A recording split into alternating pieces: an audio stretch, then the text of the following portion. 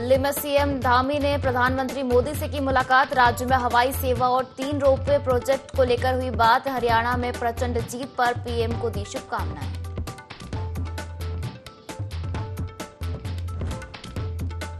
हरियाणा की जीत पर भाजपा कार्यकर्ताओं का उत्साह। देहरादून से लेकर काशीपुर तक कार्यकर्ताओं ने की आतिशबाजी और मिष्ठान वितरण। नेताओं ने प्रधानमंत्री मोदी और सीएम सैनी को दी बधाई।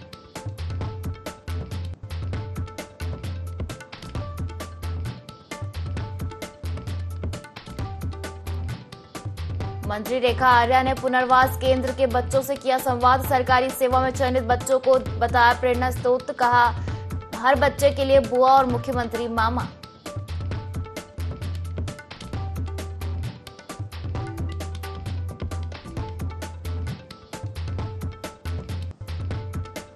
लक्सर में छेड़छाड़ के विवाद पर बवाल। लाठी डंडों से घायल 7 लोग अस्पताल में भर्ती। घायल पक्ष ने फायरिंग का लगाया आरोप। पुलिस जांच में जुटी।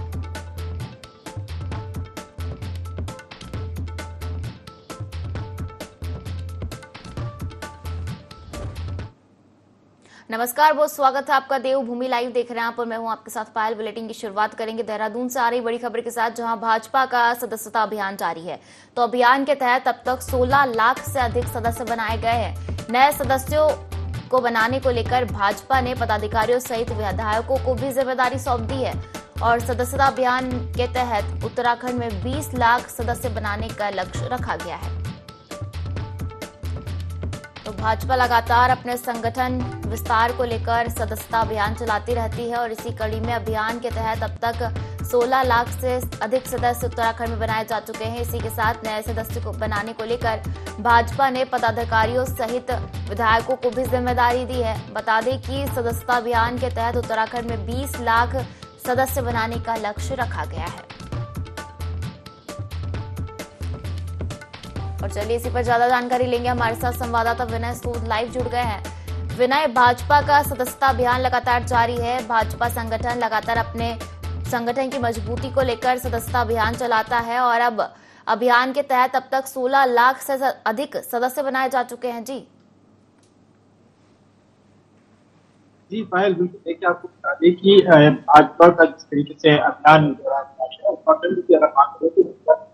अभी तक 16 लाख से अधिक जो सदस्य है वो भाजपा बना चुकी है। तो इसको लेकर के जिस तरह से यहाँ पर तेज रफ्तार जो है भाजपा की चल रही है सदस्यता अभियान के तहत, तो ऐसे में देखा जा सकता है कि जो यहाँ पर जो विधायक है, विधायकों की भी इस दौरान जिम्मेदारी दी गई है कि अपने अपने विधानसभा क्षेत्र में जाकर के जो है बड़ी संख्या में यहाँ पर सदस्य जो है उनकी ज्वाइनिंग करा सके। और यहाँ पर इसके अलावा जो पदाधिकारी हैं भाजपा के, वो भी लगातार जो सदस्य बनाने को लेकर के यहाँ पर अभियान के तहत कार्य करते हुए नजर आ रहे हैं। बड़ी संख्या में जिस तरह से जो यहाँ पर सदस्य बनाए जा रहे हैं भाजपा के द्वारा, तो ऐसे में देखा जा सकता है कि जो लोग हैं, जो युवा इस दौरान सदस्य यहाँ पर बन रहे हैं, सदस्यता जो ग्रहण कर रहे हैं भाजपा की, तो उनमें भी काफी उत्साह जो है इस दौरान देखने को मिल रहा है। क्योंकि मुख्यमंत्री पुष्कर सिंह धामी की अगर बात करें तो मुख्यमंत्री जिस तरह से उत्तराखंड में विकास कार्य करते हुए नजर आते हैं, साथ ही साथ भाजपा जिस तरीके से काफी यहाँ पर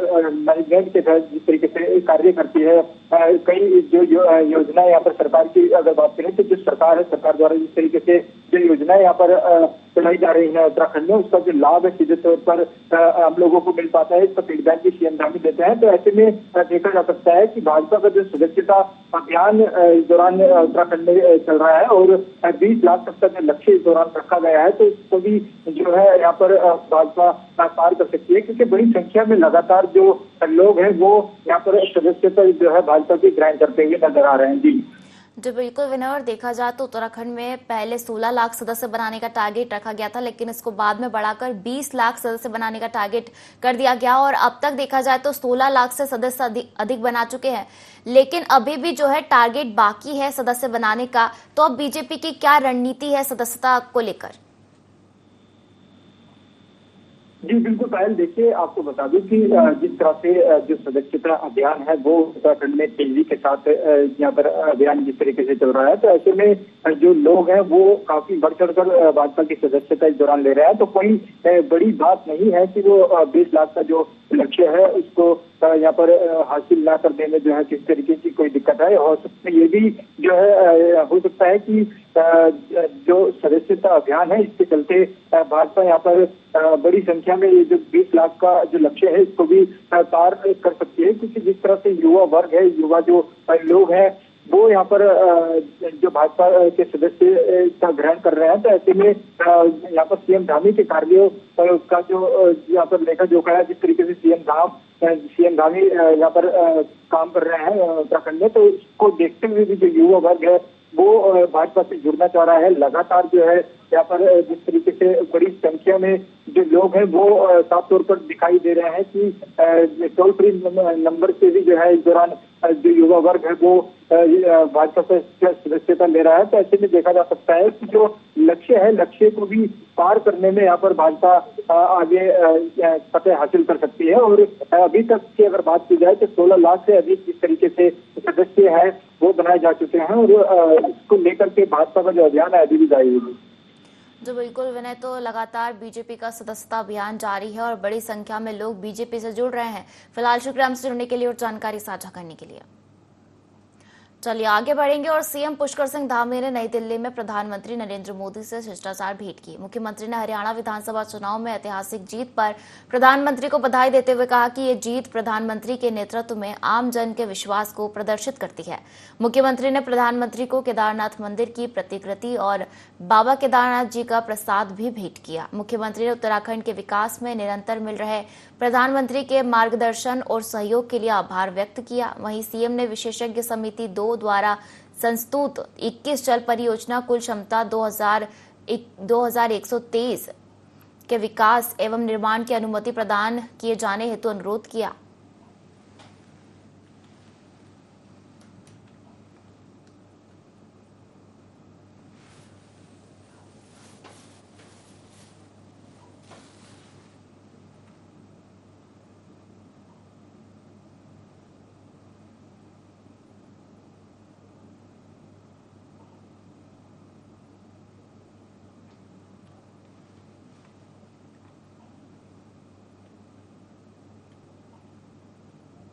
कचहरी परिसर में बनी पुरानी व जर्जर इमारतों को ध्वस्त कर उनके स्थान पर नई बहुमंजिला इमारतें बनाकर तहसील कार्यालय, चकबंदी कार्यालय, न्यायालय, उप निबंधक कार्यालय व कोषागार आदि एक ही परिसर में स्थापित करने की मांग काशीपुर बार एसोसिएशन द्वारा पुरजोर ढंग से उठाई गई है। एसोसिएशन के पदाधिकारियों ने पत्रकार वार्ता आयोजित कर अपनी बात रखी। कहा कि काशीपुर में मोजा जसपुर खुर्द में पिछले 112 वर्षों से अधिक समय से कचहरी परिसर है, जिसमें करीब 5 एकड़ भूमि का रकबा है। इस 5 एकड़ भूमि में करीब 100 वर्ष पूर्व से ही उप जिलाधिकारी का कार्यालय, न्यायालय एवं आवास रहा है। इसी भूमि में डाक बंगला बना हुआ है तथा वर्तमान में सिविल न्यायालय की इमारत सामने की ओर बनने से पहले सिविल न्यायालय भी इसी इमारत में स्थापित था।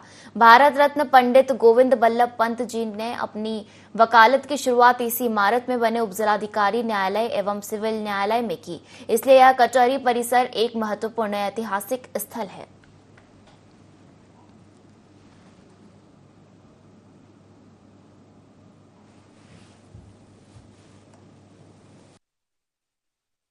काशीपुर तहसील जिसके शिफ्ट होने का प्रस्ताव है, सरकार उसको किसी अन्यत्र जगह पर ले जाना चाह रही है और हमने माननीय मुख्यमंत्री महोदय से और जिलाधिकारी महोदय से ये रिक्वेस्ट की थी और जिलाधिकारी महोदय ने ये इस परिसर का पूरा घूम करके निरीक्षण भी किया था और वो सेटिस्फाई थे कि यहाँ पर पर्याप्त ज़मीन है और यहाँ पर मल्टी स्टोरी बिल्डिंग बना करके तहसील आदि कार्यालय स्थापित किए जा सकते हैं।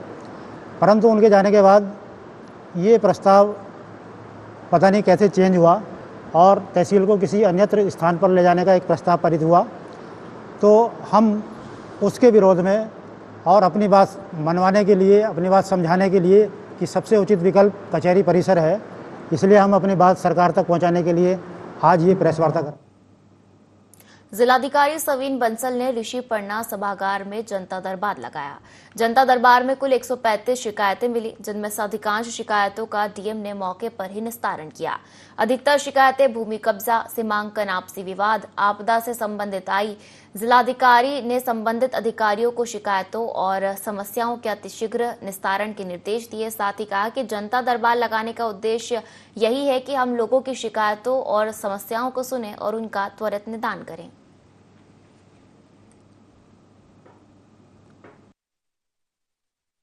तो 35 के अराउंड ग्रीवेंसेस प्राप्त हुई थी और नेचर ऑफ कंप्लेंट्स डाइवर्सिफाइड था।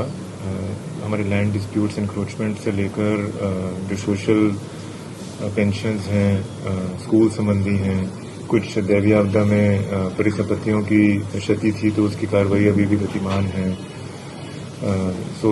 यही नेचर रहा है और इसमें ये कोशिश की जाती है कि सभी डिपार्टमेंट्स को यहाँ पे गैदर करके जो मौके में निस्तारण किया जा सकता है वो यहीं पर हो जाए, जिससे उसको तत्काल रिलीफ मिल जाए और जिसमें टीम तत्काल रवानगी के उपरांत लोगों की समस्याओं को हल कर सकती है। कोई स्पॉट इंस्पेक्शन करके तुरंत रिपोर्ट ला सकती है, कोई इन्फोर्समेंट की कार्रवाई करनी है। हमारे नगर निगम, पुलिस, एसडीएम, तहसीलदार सब यहाँ पे उपस्थित हो। उत्तराखंड के मोटे अनाजों की पूरे देश में मांग है। अब सरकार मोटे अनाजों की आपूर्ति के लिए लगातार प्रयासरत है। इसी के अंतर्गत उत्तराखंड सरकार हर ब्लॉक में कोऑपरेटिव के द्वारा मोटे अनाज की खेती करेगी। सूबे के कैबिनेट मंत्री धन सिंह रावत ने कहा कि अब हर ब्लॉक में वीर माधो सिंह भंडारी सामूहिक खेती करने का सरकार ने निर्णय लिया है, ताकि आने वाले समय में मोटे अनाजों की कोई दिक्कत न हो। इसके लिए सरकार ने जमीन भी चिन्हित कर रखी है।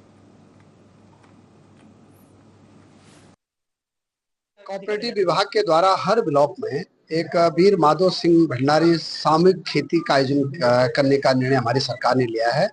इसकी जगह भी आइडेंटिफाई हो गई है और इसके लिए क्लस्टर खेती करना चाह रहे हैं ताकि मोटे अनाज की कहीं दिक्कत न हो। कोऑपरेटिव विभाग के द्वारा हर ब्लॉक में एक वीर माधो सिंह भंडारी सामूहिक खेती का आयोजन करने का निर्णय हमारी सरकार ने लिया है।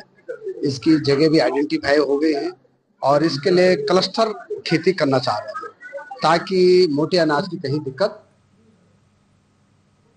देहरादून जिला प्रशासन ने पलटन बाजार में सुरक्षा के मद्देनजर लगने जा रहे सीसीटीवी कैमरे के लिए बजट जारी कर दिया है। जिलाधिकारी देहरादून सवीन बंसल ने बताया कि पलटन बाजार में 12,05,606 रुपए की लागत से 22 हाईटेक सीसीटीवी कैमरे लगाए जाएंगे।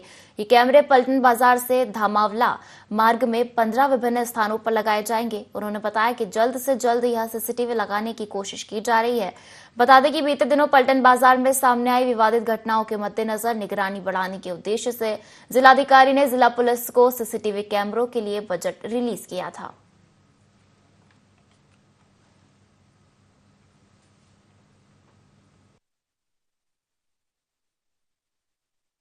जो एक बिडिंग का एक साइकिल होता है तो उतना तो मिनिमम टाइम हर एक कार्य में लगता है।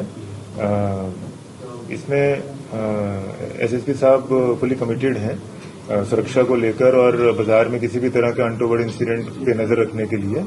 तो इसमें जॉइंटली प्रयास किया जाएगा कि जल्द से जल्द वहां पे ये इक्विपमेंट्स इंस्टॉल हो सके।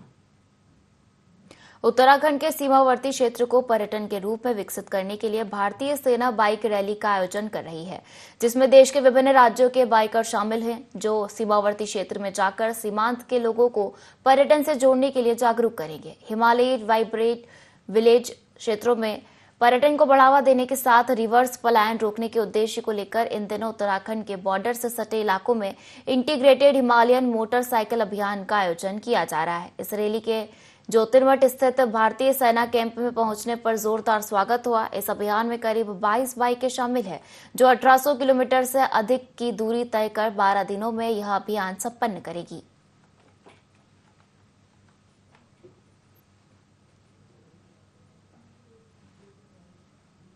इसका मेन उद्देश्य ये था कि हम यहाँ पर टूरिज्म को ज़्यादा बढ़ावा दें, अपने उत्तराखंड को एक्सप्लोर करें। जैसे मैं भी उत्तराखंड से हूँ, देहरादून से हूँ मैं, और मैंने खुद ही इतनी जगह ही नहीं देखी हैं। तो इसके माध्यम से हम आर्मी के माध्यम से और रॉयल एनफील्ड के माध्यम से ऐसी ऐसी जगह जा रहे हैं और ऐसी ऐसी जगह हाईलाइट हो रही हैं ताकि टूरिज्म बढ़े। और दूसरा है कि हम रिवर्स माइग्रेशन करें, कि जैसे बहुत लोग जो पहाड़ के हैं वो वापस जा रहे हैं, मतलब अपने गांव छोड़ के शहरों में जा रहे हैं जॉब करने। तो वहाँ के जो लोग हैं ना, बस वहाँ बूढ़े रह रहे हैं और ज़्यादा कुछ है नहीं वहाँ पे करने को। तो जैसे टूरिज्म बढ़ेगा, जैसे अभी आप देख रहे हो इतने हम बाइकर्स हैं, हम कोई अपना यूट्यूब चैनल चला रहा है, बहुत जगह जाएगा, जैसे आपके माध्यम से भी बहुत लोग देखेंगे, तो देखेंगे कि हमारे उत्तराखंड में ब्यूटी कितनी है। तो वहाँ जाएंगे और वहाँ पे लोगों को एम्प्लॉयमेंट भी मिलेगा। और इंडियन आर्मी का इसमें ये रोल है कि वो हमें ऐसी ऐसी जगह हम सिविलियंस को दिखा रहे हैं जो कोई मतलब इमेजिन भी नहीं कर सकता। हरिद्वार के लक्सर मार्ग स्थित जगजीतपुर गांव में जंगली हाथियों की शहरी इलाकों में आवाजाही जारी है। इन जंगली हाथियों की वजह से इलाके में हड़कंप मचा है। मौके पर मौजूद लोगों ने जब हाथी को देखा तो अफरा तफरी मच गई और लोग इधर उधर भागने लगे। घटना का वीडियो सोशल मीडिया पर तेजी से वायरल हो रहा है। हाथियों के समीप ही एक बस भी खड़ी थी, जिससे यह आशंका बनी थी कि कहीं हाथी बस को और उसमें बैठे लोगों को क्षति न पहुंचा दे। हालांकि बाद में वन विभाग की टीम ने सूचना पाकर हाथी को जंगल की ओर खदेड़ दिया।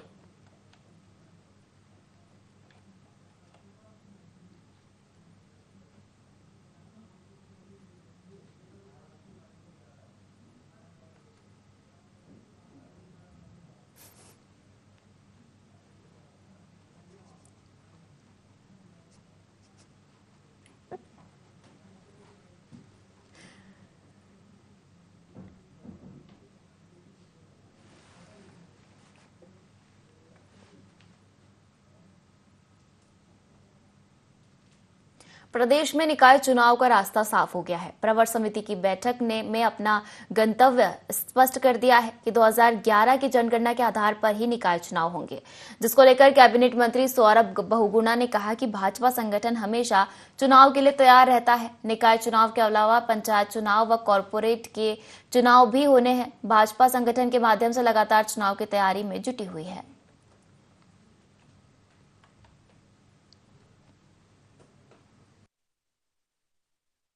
सरकार हमेशा चुनाव के लिए तैयार रहती है। भारतीय जनता पार्टी का संगठन हमेशा सरकार चुनाव के लिए तैयार रहता है।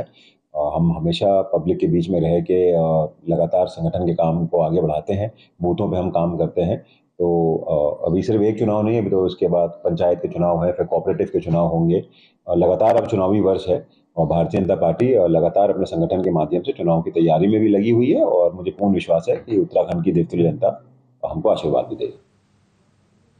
उप संभागीय परिवहन विभाग की टीम ने विकासनगर में चेकिंग अभियान चलाया, जिससे वाहन चालकों में हड़कंप मच गया। चेकिंग अभियान में 4 वाहन सीज किए गए और 1 दर्जन वाहनों का चालान कटा। चेकिंग अभियान में विशेष तौर पर ओवरलोडेड सवारी वाहन, ओवर स्पीड वाहनों तथा ट्रैक्टर ट्रॉलियों सहित अन्य राज्यों से बिना टैक्स आने वाले वाहनों की चेकिंग की कार्रवाई हुई। आरटीओ रावत सिंह कटारिया के नेतृत्व में चेकिंग के माध्यम से ड्राइविंग लाइसेंस और गाड़ी की फिटनेस और इंश्योरेंस की भी जांच की गई। उन्होंने कहा कि आगे भी चेकिंग अभियान की कार्रवाई जारी रहेगी।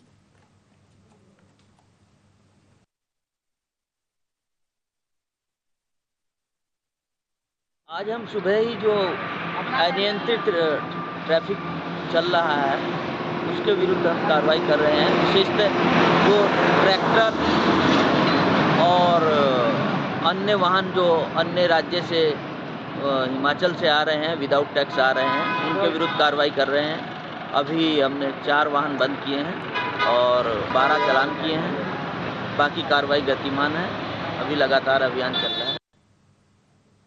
शिक्षा मंत्री डॉक्टर धन सिंह रावत ने बेसिक शिक्षक भर्ती के तहत चयनित देहरादून, हरिद्वार, टिहरी और उत्तरकाशी के 119 शिक्षकों को नियुक्ति पत्र वितरित किए। देहरादून के ननूरखेड़ा स्थित SCERT सभागार में हुए कार्यक्रम में शिक्षा मंत्री ने सभी शिक्षकों को बधाई देने के साथ साथ नव नियुक्त शिक्षकों को एक जिम्मेदारी भी सौंपी। उन्होंने कहा कि हर शिक्षक अपने तैनाती स्कूल में पहुंचकर वहां संसाधनों की कमी और अन्य अव्यवस्थाओं की फोटो वीडियो बनाकर स्थानीय BEI या फिर DEO और CO को भेजे और तब भी सुधार नहीं होता है तो सीधा कार्रवाई होगी। उन्होंने कहा कि बेसिक शिक्षक भर्ती में अब तक 3 चरणों की काउंसलिंग के बाद 1840 शिक्षकों को नियुक्ति दे दी गई है। उन्होंने शिक्षकों का आह्वान किया कि स्कूलों में जाकर पूर्ण मनोयोग से बच्चों के सर्वांगीण विकास के साथ साथ शिक्षा की गुणवत्ता को बनाए रखने में अपना महत्वपूर्ण योगदान दें।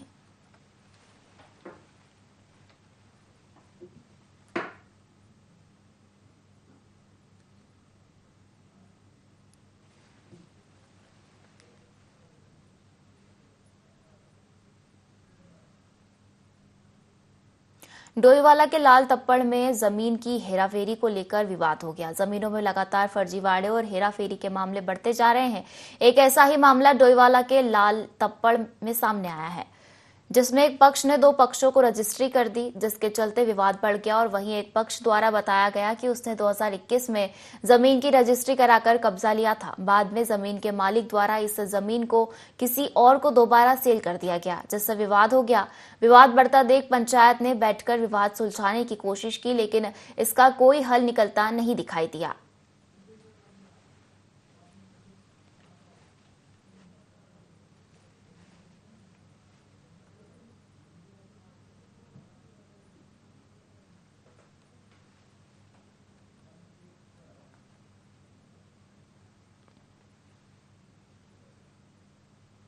चंपावत जिले के लोहाघाट ब्लॉक के नेपाल सीमा से लगे पंचेश्वर में प्रस्तावित पंचेश्वर डैम क्षेत्र को जोड़ने वाली महत्वपूर्ण सीमावर्ती सड़क को आपदा के 26 दिन बाद भी नहीं खोला जा सका है, जिस कारण नेपाल सीमा के अंतिम भारतीय गांव खेत के ग्रामीणों घरों में कैद हो गए हैं। बच्चे स्कूल तक नहीं जा पा रहे हैं। गांव में जरूरी वस्तुओं का अभाव हो गया है। सबसे महत्वपूर्ण नेपाल सीमा में एसएसबी की गश्त सड़क टूटने से रुक गई है। इस क्षेत्र में एशिया का सबसे बड़ा डैम निर्माण प्रस्तावित है, जिसमें कई कार्य यहां पर हो चुके हैं। एसडीएम लोहाघाट रिंकू बिष्ट ने मामले को गंभीरता से संज्ञान लेते हुए पीडब्ल्यूडी के अधिकारियों को तत्काल इस महत्वपूर्ण सड़क को खोलने के निर्देश दिए हैं। साथ ही इस लापरवाही पर नाराजगी जताई है।